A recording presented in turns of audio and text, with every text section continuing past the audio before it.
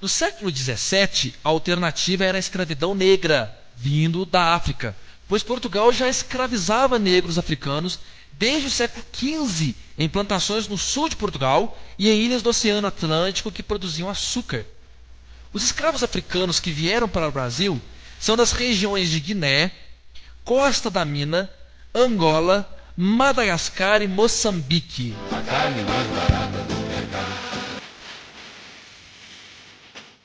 Os escravos estavam presentes em quase toda a colônia, ou seja, nas plantações, serviços domésticos, construção de casas e estradas, açougues, comércio ambulante, lojas, criação de gado, oficinas de sapateiros, ferreiros, carpinteiros e outras atividades. E para debaixo do plástico. Os negros vinham para o Brasil através dos navios negreiros. Os cativos eram amontoados uns sobre os outros num porão quente e úmido sem sol. A comida era uma mistura de farinha, água e carne seca. Muitos morriam durante a viagem. Os traficantes de escravos ficavam ricos e muitos se tornavam latifundiários. E alguns agiam até mesmo como banqueiros, principalmente nas cidades de Salvador e Rio de Janeiro. Para domar os escravos, era usado de violência física, como o tronco, onde o escravo ficava amarrado nele, de costas e nu. Com um bacalhau, um chicote de 5 pontas de couro, o feitor surrava as costas até a carne rasgar. Sobre a carne viva passava sal, pimenta e urina, o que levava à inflamação. Além disso, havia outros castigos como cortar o nariz, orelhas, órgãos sexuais, vazar os olhos, limar os dentes até a raiz e muitos outros. Só não cortavam os dedos por causa do trabalho. Esses castigos pesados eram só em escravos desobedientes, para servir de exemplo, pois os escravos eram caros para matá-los ou castigá-los assim. Houve muita crueldade até com escravas.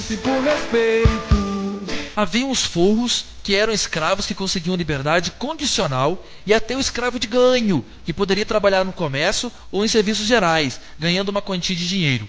Mas isso dependia do comportamento e do senhor. A igreja apoiou a escravidão porque achava que assim os negros africanos poderiam seguir a fé cristã, além do que a cultura religiosa africana era encarada como pagã. Além disso, o trabalho escravo trazia lucros às metrópoles, e a igreja sempre ganhava alguma coisa com isso, como notamos na exploração do ouro brasileiro. Os negros resistiram a tudo isso. Chegavam a entrar em conflito com os colonos. Muitos fugiam para os quilombos, que eram aldeias que ficavam nas florestas, onde os negros viviam suas culturas sem a opressão do branco. O quilombo de Palmares, cujo líder era Zumbi, foi o mais famoso, pois entrou em conflito com colonos que tiveram dificuldade de vencer. Zumbi se tornou o símbolo da resistência negra no Brasil. O motivo da escravidão foi estritamente econômico, mão de obra acessível.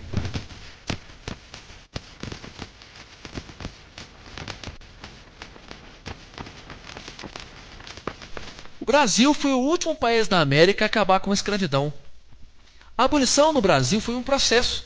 Em 1815, o tráfico de escravos foi proibido no norte da linha do Equador. Em 1831, uma lei proibiu o tráfico de escravos, mas ela não era cumprida. Em 1845, os ingleses aprovaram a lei Bill Aberdeen, que autorizava navios ingleses a atacarem navios negreiros. Já em 1850, o próprio parlamento brasileiro aprovou a Lei Eusébio de Queiroz, encerrando o tráfico negreiro da África para o Brasil. Aqui sim surge o tráfico interprovincial, no qual fazendeiros do Nordeste vendiam escravos para trabalhar na cafeicultura de São Paulo e Minas Gerais. A falta de escravos levou à opção de trazer imigrantes europeus.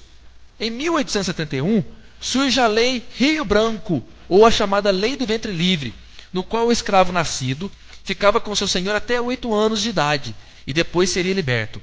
Mas o senhor receberia indenização de 600 contos de réis do governo.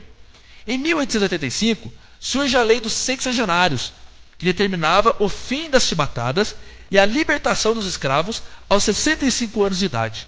O problema é que um escravo não chegava nem perto dessa idade, morria antes.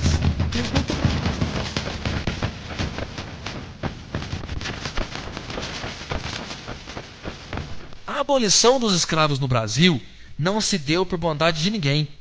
A Inglaterra pressionava o país para libertá-los porque estava interessada no mercado brasileiro, e um país de escravos não tem quem compre seus produtos industrializados.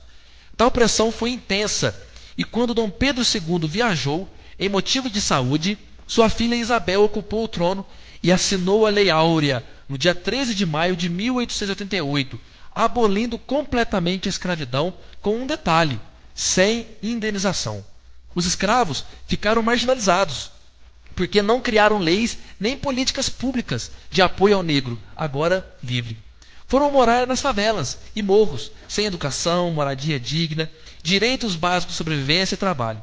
Houve sim parlamentares como Joaquim Nabuco, que propuseram leis de apoio ao negro, mas logicamente foram rejeitadas.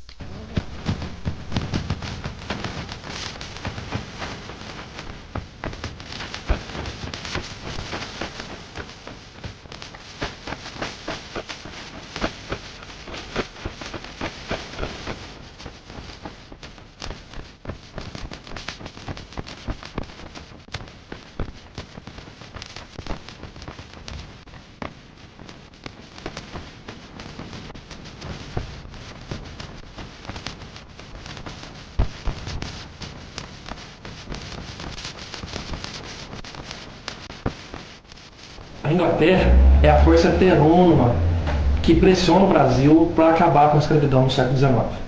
E isso é por três motivos básicos. O primeiro é que a Inglaterra já era um país industrializado e desejava vender seus produtos no Brasil, ou seja, mercado consumidor. Segundo motivo, a Inglaterra produzia açúcar nas suas colônias americanas com mão de obra livre e o Brasil com mão de obra escrava. E isso fazia o produto brasileiro mais barato. E o terceiro motivo é que a Inglaterra tinha intenções de explorar a África e necessitava de mão de obra naquele continente. São 120 anos de abolição não concluída e a igualdade racial no Brasil ainda não é uma realidade.